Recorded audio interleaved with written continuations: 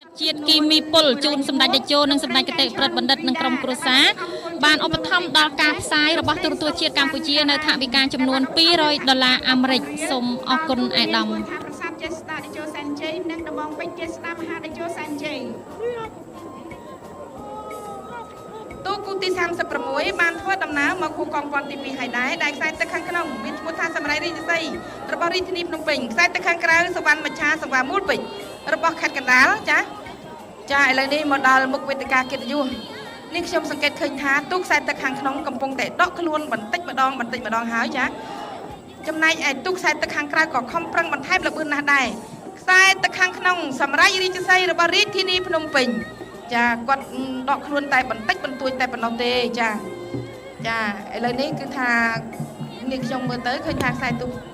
កខាងក្នុងគឺអាយដាមបណ្ឌិតគុណញឹមអគ្គនាយកគយនឹងរដ្ឋកោកម្ពុជាបានឧបត្ថម្ភដល់ទូកសារាយតេជោសែនជ័យនិងទូកក្នុងឃុំពុកឫស្សីទាំង6ឧបត្ថម្ភថវិកាដល់កីឡាករអុំទូកក្នុងម្នាក់ថវិកា$60000រៀលសរុបទាំងអស់19លានរៀលអង្គ900គីឡូក្រាមអាវ400មួក400ហើយក្នុងថ្ងៃប្រណាំងទី3នេះថ្ងៃទី15វិច្ឆិកានេះអាយដាមគុណញឹមឧបត្ថម្ភបន្ថែមទឹកផ្លែឈើ25កេសទឹកបរិសុទ្ធ160យួរនិងថវិកា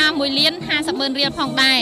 នៅក្នុងនោះដែរលោកអង្គញាវ៉ានកឹមឆនបានឧបត្ថម្ភដល់ទូកសារាយតេជោសែនជ័យជាអាវ400មួក400ទឹកផ្លែឈើ50កេសទឹកបរិសុទ្ធ50កេសផងដែរ